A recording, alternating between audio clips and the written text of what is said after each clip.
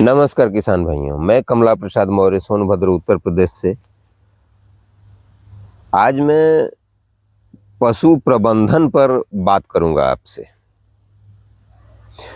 क्योंकि ज़्यादातर किसानों की समस्या ये होती है कि हम सीमन तो लगवाते हैं, लेकिन हमारी गाय जो है रुकती नहीं है या भैंस जो है रुकती नहीं है।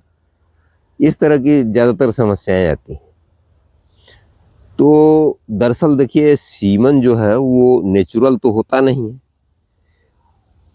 प्राकृतिक जो क्रियाएं हैं उसके तहत अगर गर्भित करवाते हैं तो वो अलग की बात होती है, वो सही होता है। लेकिन अब ये चूंकि ताज़ा नहीं होता है, इसलिए 100% चांस तो नहीं होते हैं।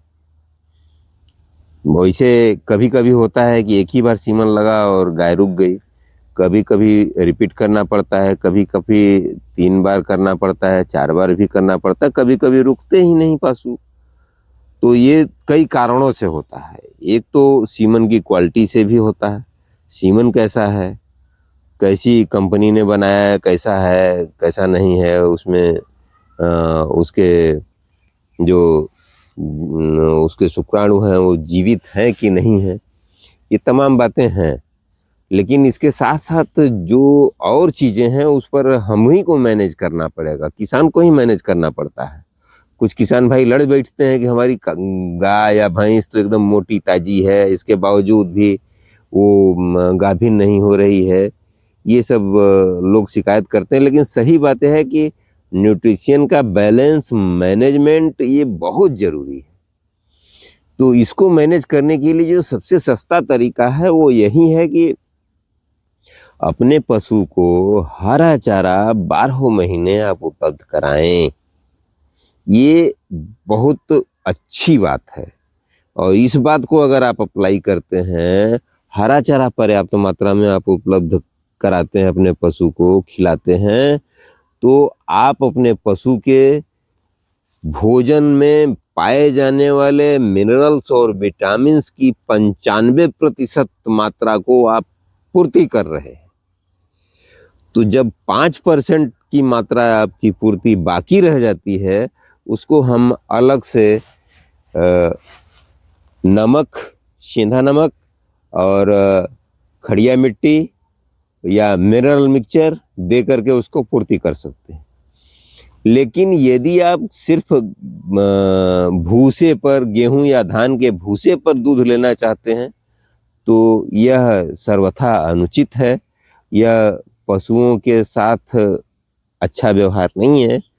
और निश्चित रूप से आपको तब खरी और जो दाना आप देते हैं, जो भी आप बनाते हैं, उसका भी ध्यान देना पड़ेगा। वो भी अच्छे से मैनेज करके खिलाना पड़ेगा।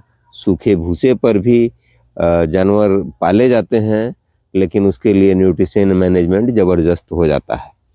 लेकिन यदि आप हरे चारे की पर्याप्त व्यवस्था रखते हैं तो समस्या आती ही नहीं है, ऐसे समझ लीजिए। मेरा जहाँ तक अनुभव है कि मेरे पास लगभग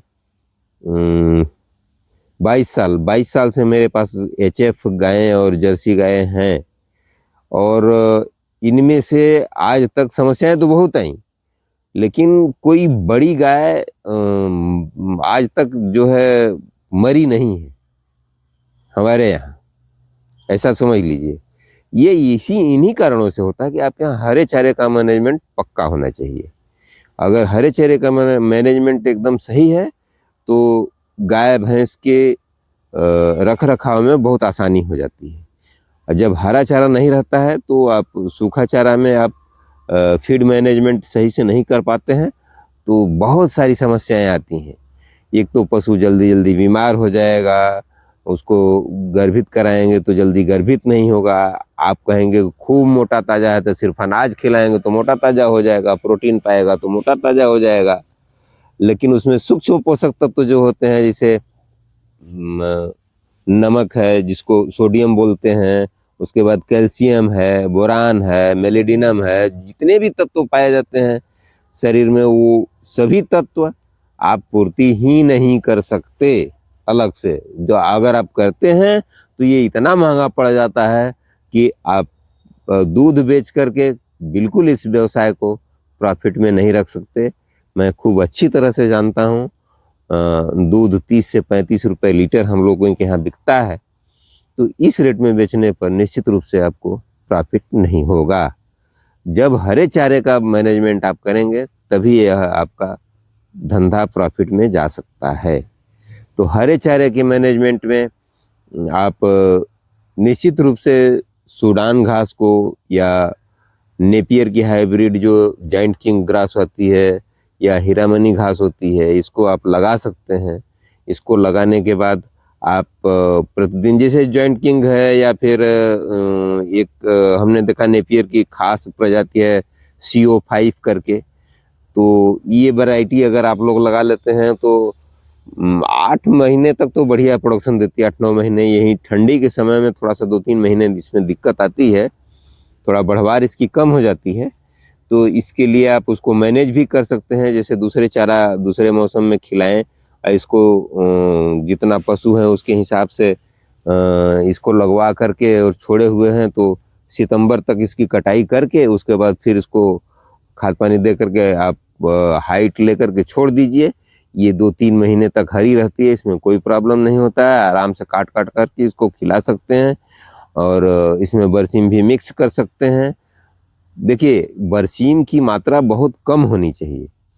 जो ये कड़े चारे हैं जैसे सूडान है, मक्का है, आपका ये जो नेपियर हमने बताया, नेपियर की कई वैरायटियां हैं, सारी वैरायटियों में तो, और उसके बाद नंबर आता है जो इस समय तैयार की जाती है वो जई।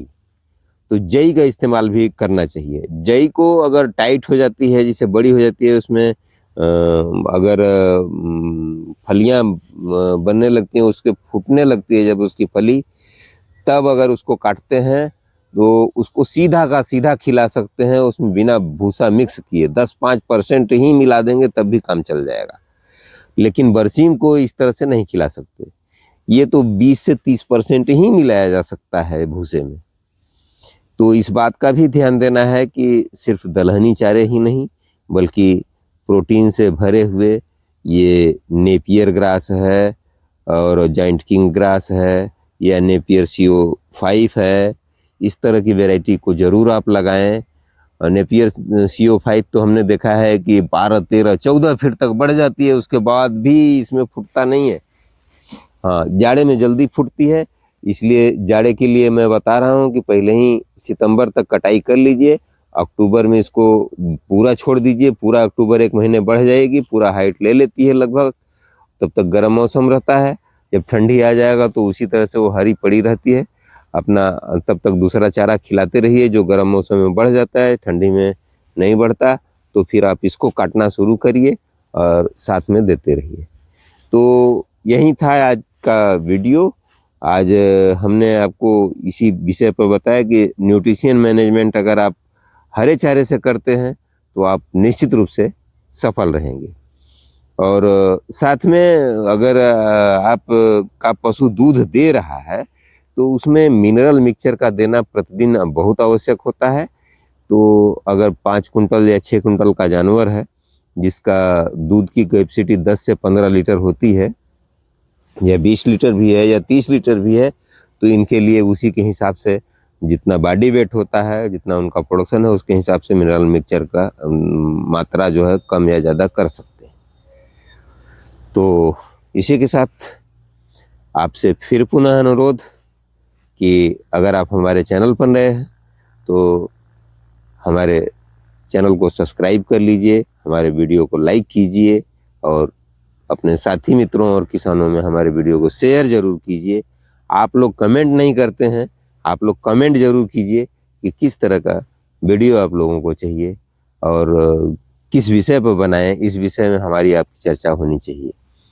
वैसे 11 तारीख को मैं लाइव आऊँगा, लेकिन इसकी सूचना मैं कल दूंगा कि हम 11 तारीख को लाइव कब आएंगे आपके सामने और आपसे हम सीधे बातचीत करेंगे। तो इसी के साथ नमस्कार, धन्यवाद। जय जवान, जय किसान।